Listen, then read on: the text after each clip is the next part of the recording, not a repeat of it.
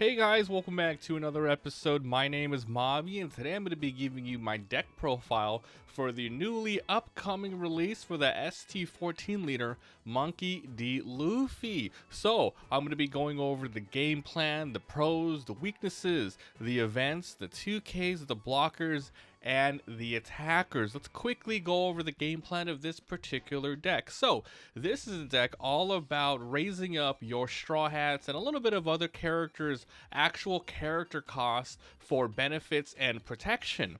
The higher it is, the more defensive you are from a lot of different enemy colors like black, blue, and green, and then you also get some benefits for attacking and KOing, which is really cool, exciting, and definitely a new mechanic. And just so you guys know, this is a sort of first draft cook of this deck that I am personally making. I'm waiting for more OP08 cards that will surely improve this deck, so you can think of this deck list as a little bit of a preview of what you might be seeing in the future. But let's go ahead and get started by talking with the leader itself. So here it is.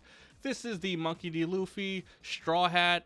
This is the ST14 leader with 5,000 power, mono black, 5 life. So here's the ability. You put 1 Dawn on, you give all of your characters +1 cost. Now this is permanent, remember, on your turn and on the enemy's turn, as long as you have 1 Dawn on this character. Also, if you have 8 costs or more character, this leader gains 1,000 power, which is also permanent on your opponent's turn. So yeah, lots of power here. So let's talk about the attackers before moving on. Okay, so there's a bunch here.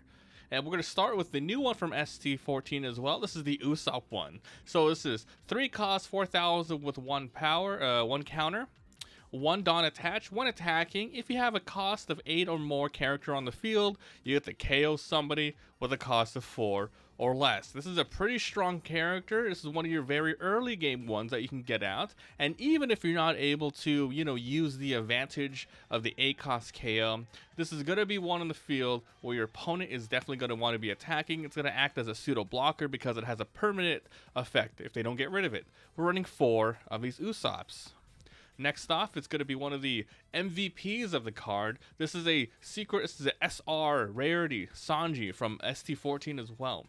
This is a 5 cost, 6,000 power on play. If you have a 6 cost or more character, KO up to one of your opponent's 5 cost or lower characters. Now, more often than not, this character will be a 6 cost as soon as you drop it, thanks to whether or not you have 1 Dawn on your leader. This automatically is a 6 drop, or later on if you have the stage on the field, it increases your characters up by 1 as well. So this is going to be a very, very, very powerful card to KO really consistently. The only downside is it could be a dead card in your hand, but it's a really good card, so we're running 4 of these. Next up, it's going to be Frankie's, another ST14 card, 5, 6, 1. Dawn 1, then on your opponent's turn, if you have a 6 cost or more character, once again, you're always going to have Frankie. If you're playing this deck right, you're always going to have Frankie be a 6 cost, no matter what. This character cannot be KO'd by your opponent's effect. Now, this is super powerful, but remember, you can still be bounced or trashed, right? But you also get 2,000 power. So on your opponent's turn, after, let's say, attacking or something, like you put 1 Dawn and you attack for a 7, on the opponent's turn, it's going to be 8. It's going to be a 5/8 defender, and it can't be KO'd. Super crazy powerful. We're running 3 of these Frankies. Next up, it's going to be Nico Robin. This is a 6 cost, 7,000 power, 1 counter, on play, and then 1 attacking also. If you have a character with 8 costs or more, and just so you guys know, I'm going to keep saying this, but every one of your Straw Hats in this deck, once you have 1 Dawn on Luffy and you have the field, they're basically going to be permanently 2 cost plus. So this 6 is going to be 8 cost. So she will be the 8 cost. Up to one of your opponent's characters that gets -5 cost during this turn. Very crazy powerful. On play, you can use it to do a lot of stuff. You can have this guy in the field, drop Nico Robin, then KO, 4 drop, etc.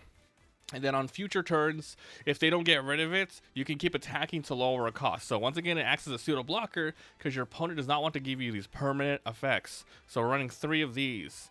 Now we have this vanilla Zoro. The reason why we're running this 6/8 1 counter, it's because this deck really relies on a certain number of costs, and specifically you want an 8 cost as much as possible, and once again any straw hats will be +2. So we want a bunch of Robins, or we want a bunch of Zoros. As soon as you drop one on the field, it's going to be a +8 for your leader's ability and a lot of other characters' abilities and synergies. Alright, so we're running 2 of these. Next up, sorry, cough cough. We're running these Luffy's from OP04. Now, this is not a Dressrosa deck, but I think it still can run well in this deck. So basically 7/7, no counter. This character can attack active characters. Then once per turn, you can return 7 cards from the top of your, from your trash to the bottom of your deck to set this character as active. Y'all know how this one works. You can attack again with all the Dawn attached to it next to it, which is very powerful. You can just set it back up so it's not vulnerable to be attacked. But yes, this is yet another character that I really recommend that you have anything below 10. Otherwise, you would not, like, you want to put 1 Dawn on your leader every single turn. So as long as you have an 8-drop character, he's going to be +1000 extra for protection and attack. And this guy's really good. Specifically because it's a Straw Hat member, which with combos with the events, and it combos with your 2K counters, which we will talk about very soon. So we're running 2 of these. Now for the other tech cards that are in the deck and I think are very powerful as well. It's a Sabo. 8 cost, 9000 power. On play, trash 1 card from her hand, KO a 5-drop and a 3-drop. Now we're running 2 of these, and the reason being is even though it's not a Straw Hat, don't worry, it's already 8-drop. So if you can get to late game, you put this guy in the field, and he's just gonna KO at the very best. You know, at the very best, 2 characters. At the very least, at least 1 5-drop character, and it's also at 8. So you will still get the benefits if you're using 9 or 10 Dawn. You activate this to drop out a bunch of your dead cards. For example, a lot of Sanjis are dead. These Luffy's are dead here. There's a lot of other characters in this deck that just don't have a counter that you want to throw out. So I think Sabo's a really good one for that. And finally, yes, it's going to be Gecko Moria's running 4 of them. Gecko's freaking nuts. I really wish they would have, you know, errated it and leader locked it. He's been played in almost every single black deck. It's insane. But yeah, 8 cost, 9000 power. On play, choose up to 1 4 or less 4 cost and up to a 2 cost from your trash. Play 1 and the other rested. This is super important to the deck in terms of combo, and I will talk about this later, which ones you want to bring back, so I'll put it to the side to remind you. So yes, these are the attackers. Nothing much else to say about these ones, but we will continue talking about Gecko Moria in a little bit. Now let's move on to our blockers. We have another secret rare, super rare card in the deck. This is Nami. 3, 2, 1, a blocker. If you have a character with 8 cost or more and 6 or fewer characters, draw a card. Very, very, very freaking powerful. This is one of the cards that you want to drop out with Gecko Moria, either upright or rested, and we'll talk about that because there are really good targets for the Gecko Moria, right? So this is really good, allows you to draw cards. All right, running 4 of these. Next up, we're going to be running 4 Rebecca's. So the usual, this is a OP05 card. This is ST14, the new one. So yeah, blocker on play, return a to a character other than Rebecca with a cost of 3 to 7 back to your hand. There is a ton of 3 to 7 cards. Almost every one of these is 3 to 7 except Sabo, right? So you can even bring back, like in the same turn, a Sanji to knock people out. But here is the golden combo that for this deck. You throw out Gecko Moria, so you now have your 8 costs now. You then grab a Rebecca, and then you grab one of your really, really weak 2K counters because they actually do have some they have a main phase ability, not just an on play, or if you need the on play, you grab the Tsuru.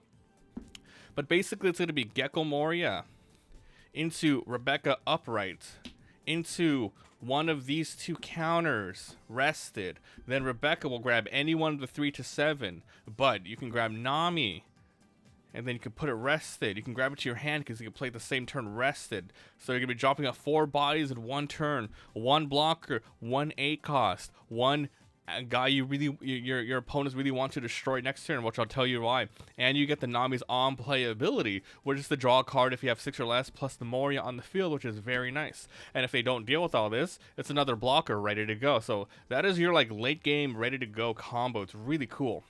All right, so those are the big things you kind of want to bring back with this deck. All right, now let's talk about the 2Ks. All right. So let's start with the Surus.